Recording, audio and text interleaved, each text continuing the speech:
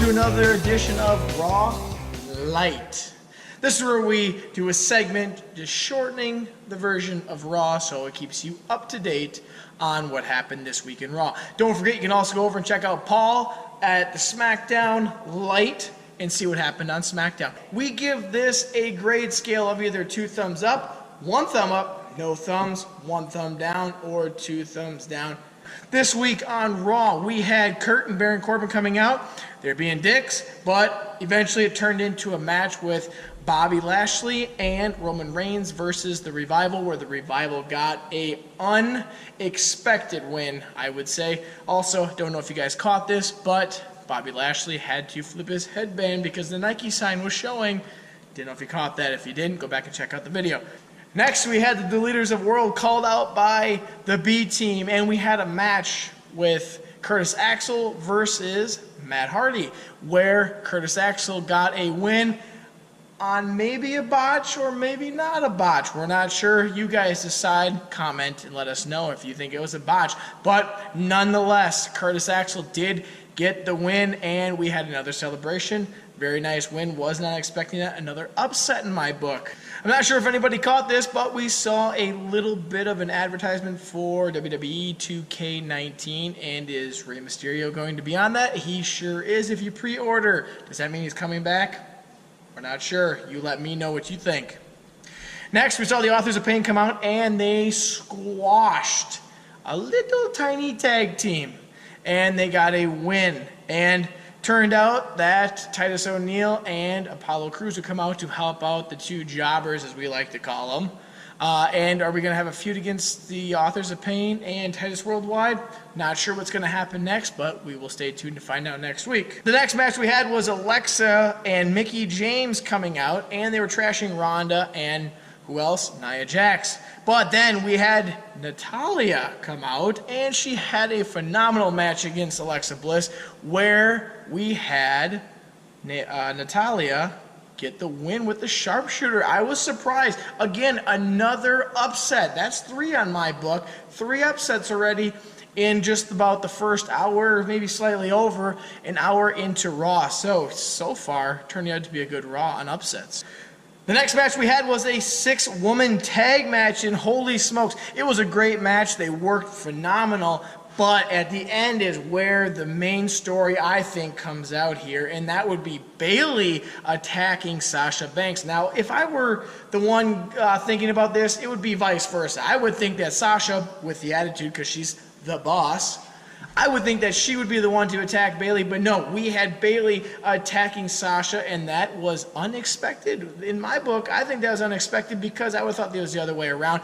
We are going to finally maybe see what's going to happen here in the near future. I think, personally, in my book, at Extreme Rules, we could have a hardcore match against those two. It would be awesome. Finally seeing what's going to become of this. Up next, we had Mojo Rawley come out, and we thought we were going to have a match against No Way Jose for the 2nd week in a row, but turned out not to be a match. But I thought this was funny. Mojo Rawley calls out Todd the Cheeseburger. Not only did he call him out, but Todd the Cheeseburger got himself a chant from the crowd. That was hilarious in my book. Not sure where this is going, but I do like Mojo Rawley as a heel. He's got a lot of aggression. I think if they let him flourish as a heel, he could be something to watch for. And next we had Braun and Kevin Owens versus Finn and Corbin. It was an awesome match. Had some funny moments to it, but still stayed aggressive as it should have, because you have a bunch of top superstars here in this match. I've really enjoyed the fact that Kevin Owens did some of Braun Strowman's moves, such as the run around the ring and giving shoulder tackles. That was kind of funny to see. But then after all was said and done, after KO and Braun Strowman got the win, Kevin Owens wanted to shake hands, thought for a moment, and knew it was not a good idea. Rolled out of the ring, ran out. Braun Strowman ran after him, and we are going to see what's going to happen with this little feud, or is it not going to become a feud? Not really sure yet as to where this is, but Braun Strowman did eventually flip Kevin Owens' car in the parking lot. Funny stuff. And lastly, a huge match, pay-per-view type match. Dolph Ziggler, the Intercontinental Champion, and Seth Rollins, the challenger. Huge match. They went 30-plus minutes in this.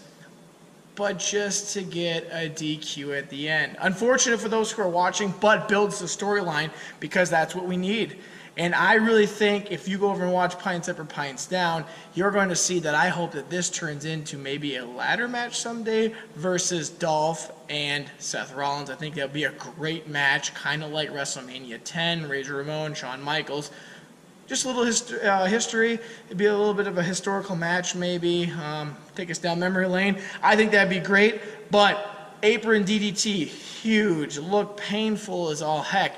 But here's the one thing that I thought was huge, and that was after we had the DQ, we had Roman Reigns come out and help out Seth Rollins and gave a monstrous spear to Dolph Ziggler, which he sold perfectly. But that looked devastating, and then that ended right there. So, are we going to have maybe a tag match next week between these two teams? I don't know, but I do love the Dolph versus Seth Rollins rival. I think that will be great.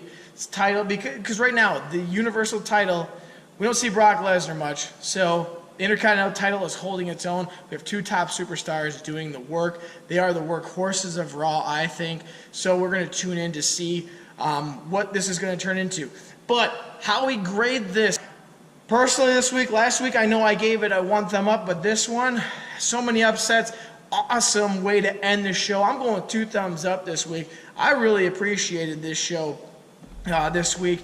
And it really delivered, I think. And it's going to tell some stories here coming up, and hopefully Extreme Rules turns into be a great pay-per-view here in the short term. So, again, 2 thumbs up for this. This is Raw Lite. If you want to go over and watch Paul to see what happened on SmackDown Lite, go over and check out his video. Otherwise, do not forget to subscribe, to like, to share this video so that we can get the word out on Raw Lite. And don't forget, we also have Pints Up or Pints Down as well if you want the full detailed version of both Raw and SmackDown. And see, did SmackDown still hold its own, or did Raw take them down this week? Tune in to find out. This is another episode of Raw Lite.